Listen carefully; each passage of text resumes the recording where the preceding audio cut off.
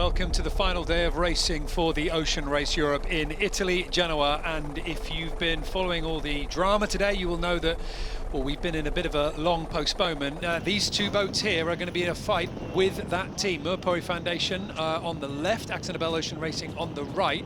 Sailing Poland trying to find room at the committee boat end, but there was no room to be had for Bauer Becking, the veteran of the Ocean Race.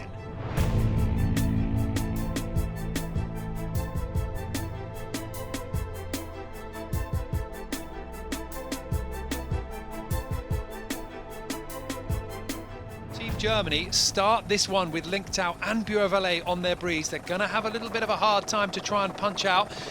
No one turning around just yet, and by looking at the flags, it looks like it was a clean start. Bureau Valet just sneaking in at the committee boat in. That would have been very tight.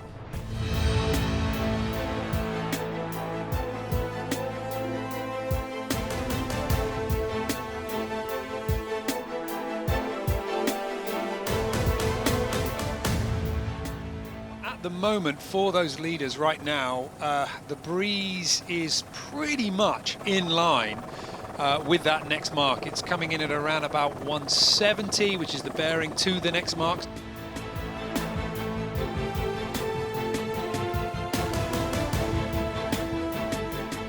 See how close they are as 11th Hour Racing Team go round the mark. Lingtao go round as well, and what do they do here? So the crucial thing will be what that angle is going to be like from this mark, whether it's going to fit into that power angle on the masthead code 0. And in fact, as we say that, look at that, Sally, new sail coming out of their hatch.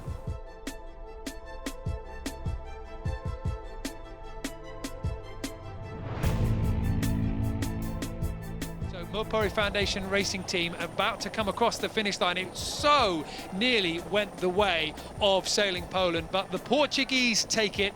Johan Rashom and Merpori Foundation Racing Team cross the finish line. Yeah! Ah! You're good, huh? Job done, mission accomplished.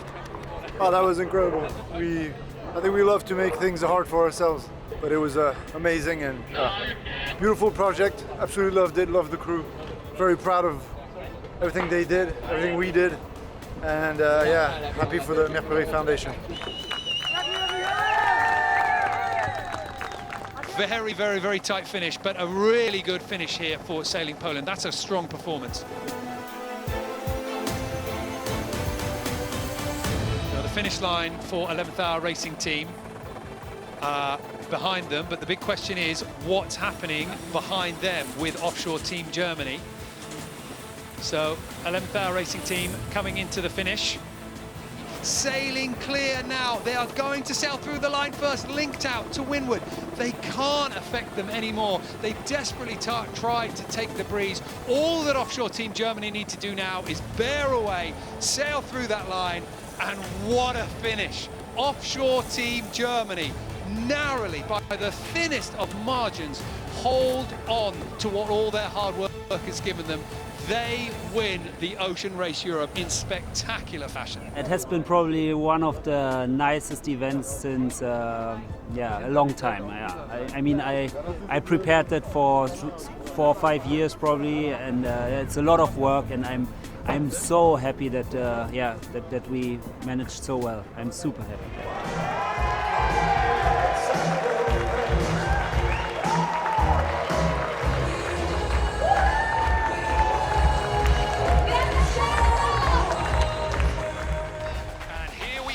The start of the Ocean Race Europe.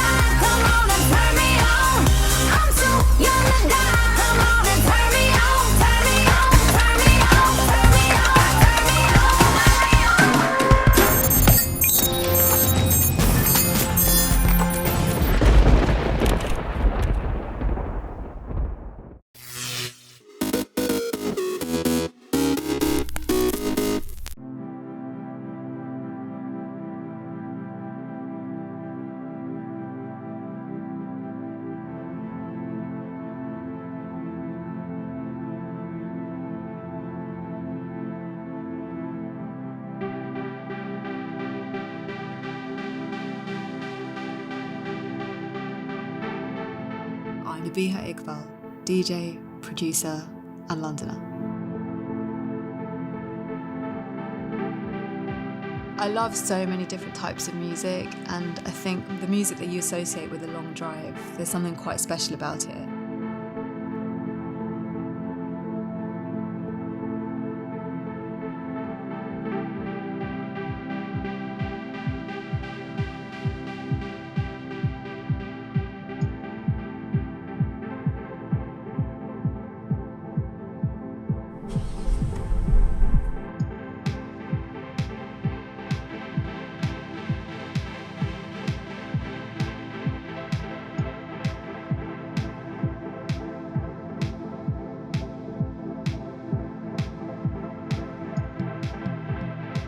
I think there's a really particular feeling that comes with driving around London or maybe any big city at night.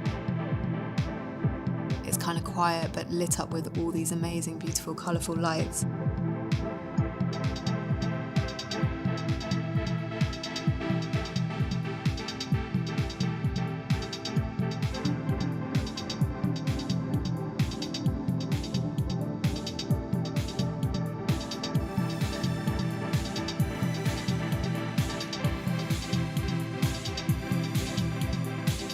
If I had to think about how I'd want to soundtrack it, it really just depends on how I'm feeling. So I might be in the mood to listen to some jazz, something quite euphoric, but then also it might be cool to listen to music by people who I knew have walked in those streets.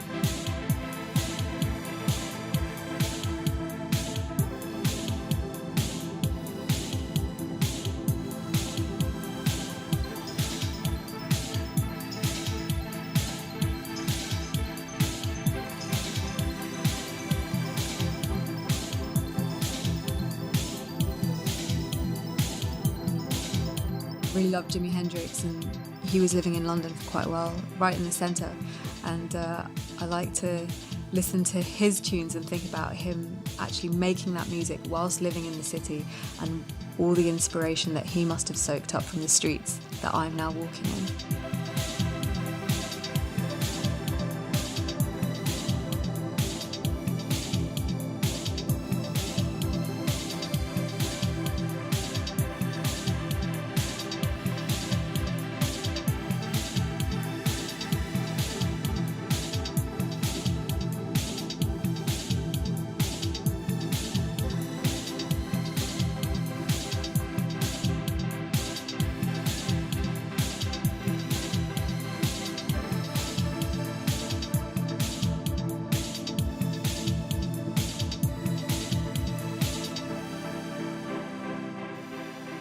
Sometimes you can feel inspired by something you read, maybe something you hear, a bit of conversation or certain sounds in the city, or just ideas that I'm thinking about. Or maybe it's just me kind of messing around on the guitar or at the piano and coming up with some new chords, and yet you just kind of have to get in the studio and coax it out.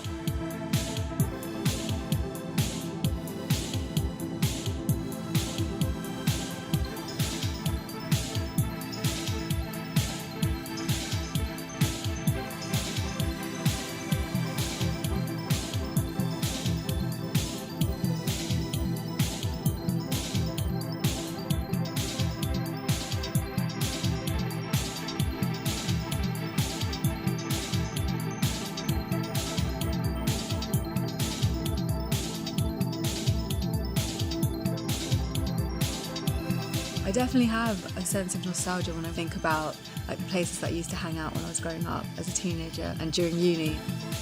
It's just part of life and part of history that things change.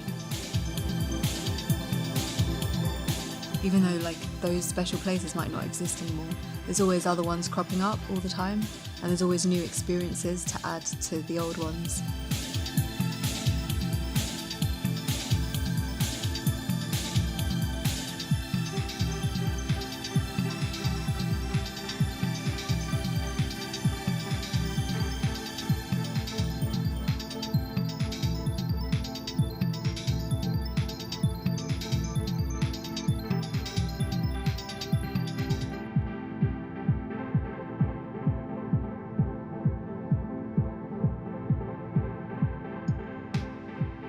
Driving around London can feel really chaotic, but there is a sense of having a small bubble of calm really when I'm sitting there in my own car and you've got your music on. You're in the chaos, but you're also kind of removed from it, and that's quite a nice place to be.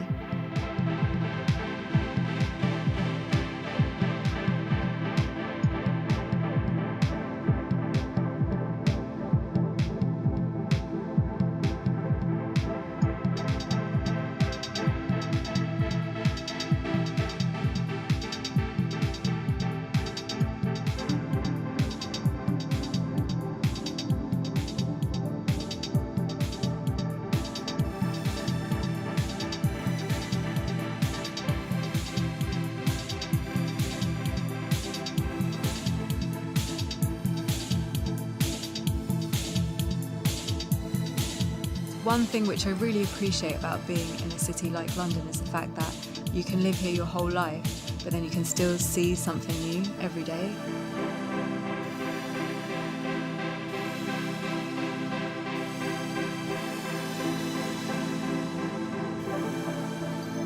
It's a beautiful thing.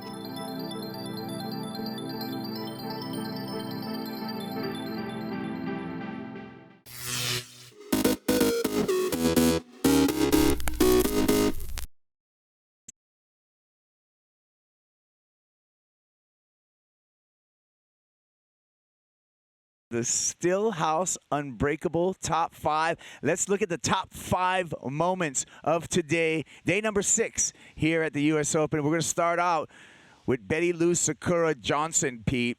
Yeah, well, this is the heat we got to see. This was the highlight heat of the quarterfinals this morning, and this wave specifically was the one I was talking about. Just a beautiful snap, and then straight into another one, and just so aggressive in that final closeout move. That's why that went up to the 8-point range, especially with that low tide this morning. Very vertical face, very hard to find multiple sections. Shannon, when we got into the Duct Tape Invitational, there was a little bit of carnage this morning as well. First 2 heats of the event, we had 2 broken boards. Jules broke his into the sand.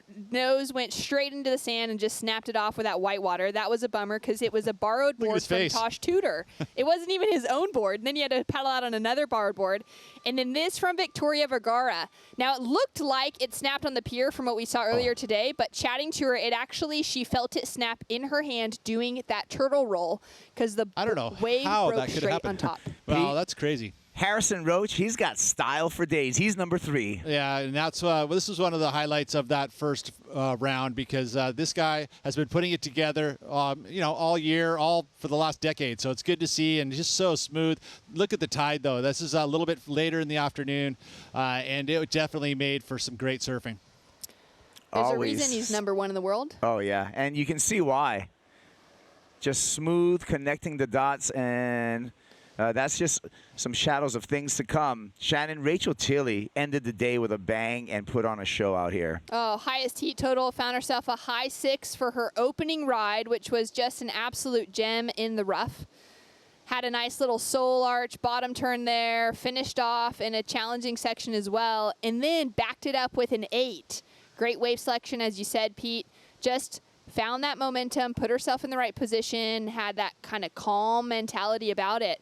And I love to look at that ride, met the criteria perfectly, found an excellent hang 10 through that inside section, and then went for it on the finish. She got an 8 without even finishing off the wave because the rest of it was so good. There you go. And the number 1, Justin Quintal. Quinny continues to dominate at the Huntington Beach Pier. Peter? I like to think that a lot of the reason his success here at Huntington Beach is the fact that he grew up on the East Coast and beach breaks, and I think he's just so quick because you've had to be, you've forced to be, and it's just understandable that he has it at the comfort level, that he comes here to Huntington Beach, he's got that winning feeling, and he brings it to the table every time he comes to this Duct Tape Invitational. Fun to watch, you know, I'm sure, and he's such a sweetheart. He's just a great guy. Yeah, he sure is. And look at this. This is the mastery of weaving through the pilings. These are some dangerous lines that he's able in some troubled water, but no problem for Justin Quintal.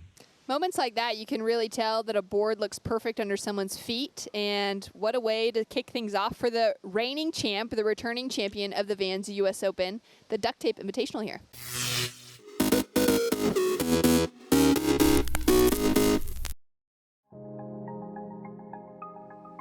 Hi, I'm Dan Nicol from Dan Really Likes Wine. My Pick and Pay Wine of the Week this week is a rather nostalgic affair because this is a wine I first drank in my student days. I used a rather large sum of what should have been money set aside for buying textbooks at university to buy a case of the La Motte Millennium, and I never regretted it. It drank beautifully then, it aged over the next few years. I kept it remarkably long for a student, and I've had a very soft spot for it ever since. It is a Merlot Cabernet Franc blend from an estate that's got great heritage in that Franschhoek area. They make some terrific wine, and this is a beautiful combination of that smooth Merlot with that slightly more intense Cabernet Franc, and the results over the years have made this a consistent favorite in the red blend category. So it's a terrific wine. It's a wine that normally costs 100 Rand, which I think is already really good value, but for now, if you're a member of the Pick and Pay Wine Club, you'll get it down to just 80 Rand a bottle. That's a wonderful discount on an exceptional bottle of wine. It's not the only discount you get, though. If you throw forward to the 26th of September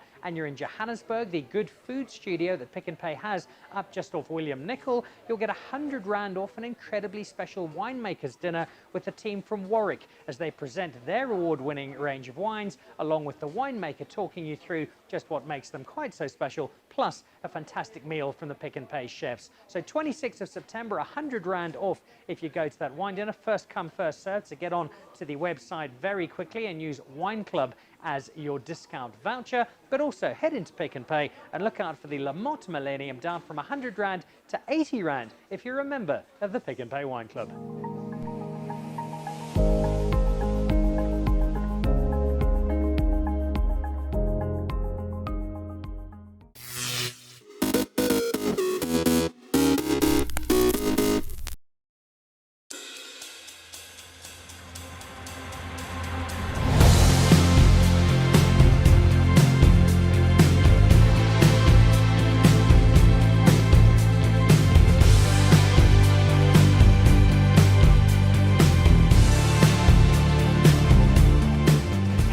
Everyone, and welcome to Dallas, to our first live writing summit outside of Switzerland since fall 2019.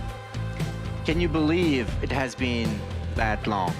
And for this special return edition, that means exploring the incredible Super RV collection in the company of the people and the machines that make this new family of watches so unique.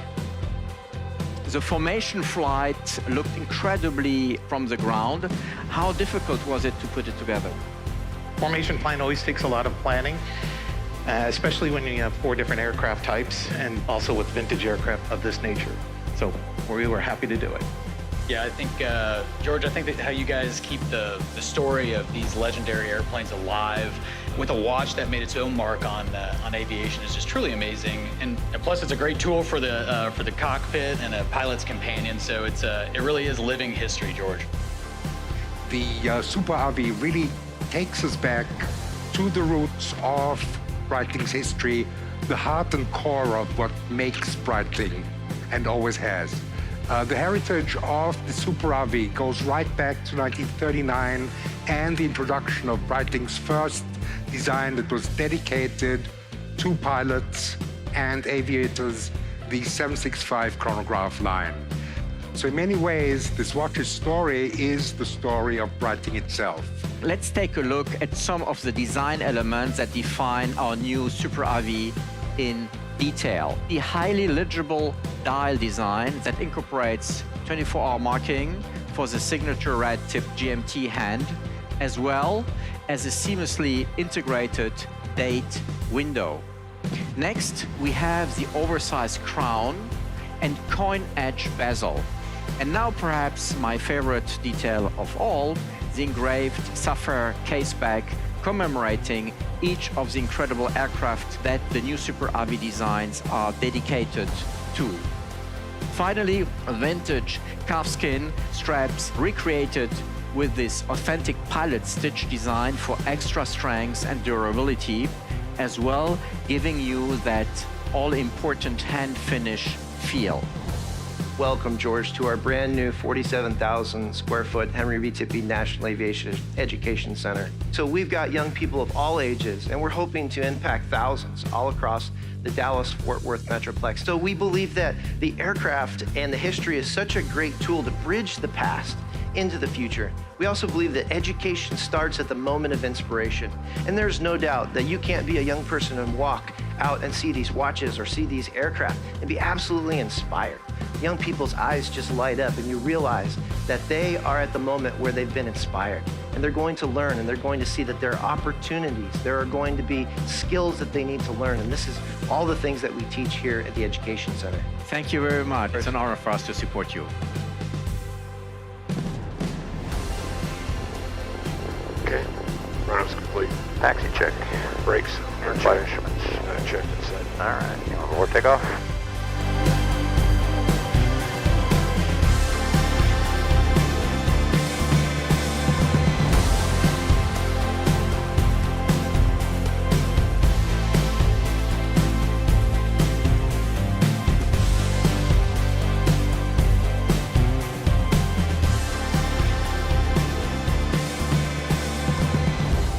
Remember, this is just the beginning.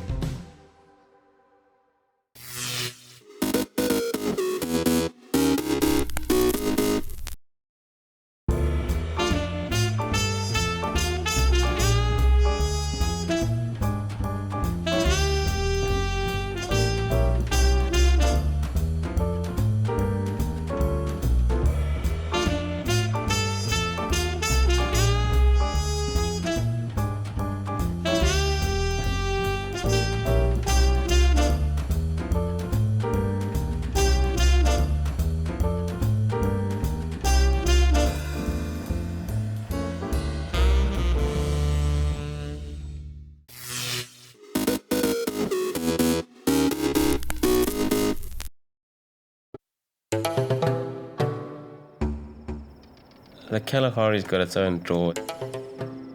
It's vast and it's forever. You've just got to get into those sand dunes on your own, and there you're going to find a lot of solitude. It can seem like a place of massive emptiness, but you suddenly find 5, 6 different animal tracks right there. There's this huge amount of life, and when I'm on a filming project, I really like to try and live like the animals do so that I can experience the hardships that they're going through. I want to see wildlife in a totally different context. And that's really, I suppose, what draws me to the Kalahari. It's the vastness and the openness. I really enjoy being able to see these massive distances. Those are great images and things that stick with you.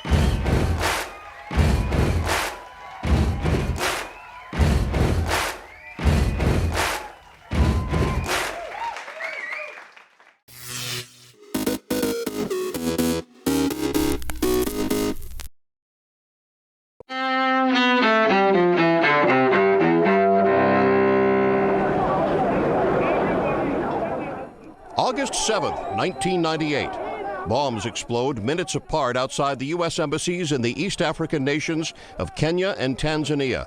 The blasts kill more than 200 people, including a dozen Americans, and injure thousands more. Osama bin Laden's al-Qaeda terror network is blamed for the bombings 3 years before the September 11th attacks.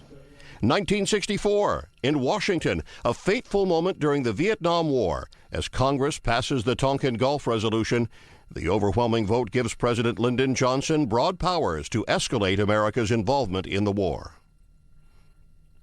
1942, during World War II, U.S. and Allied forces land at Guadalcanal. This marks the start of the Allies' first major offensive against Japan in the Pacific. Months later, the remaining Japanese troops evacuate the island. 1947, Norwegian explorer Thor Heyerdahl and his team successfully crossed the Pacific Ocean in a balsa wood raft called Kon-Tiki. Their journey is an attempt to prove Heyerdahl's theory that ancient mariners from South America could have settled in the South Pacific. 1957. Well, here's another nice mess you've gotten me into. Oliver Hardy, half of the Laurel and Hardy comedy team, dies in North Hollywood, California. He was 65. 2005. We looked very hard to see if we could find the outlines of an historical man. In New York, ABC News anchor Peter Jennings dies after a battle with lung cancer. He was 67. And 2007, Barry Bonds hits his 756th home run, topping Hank Aaron's long-standing record. However, Bonds' accomplishment is shrouded in controversy over his alleged use of steroids. Today in history, August 7th. John Belmont, The Associated Press.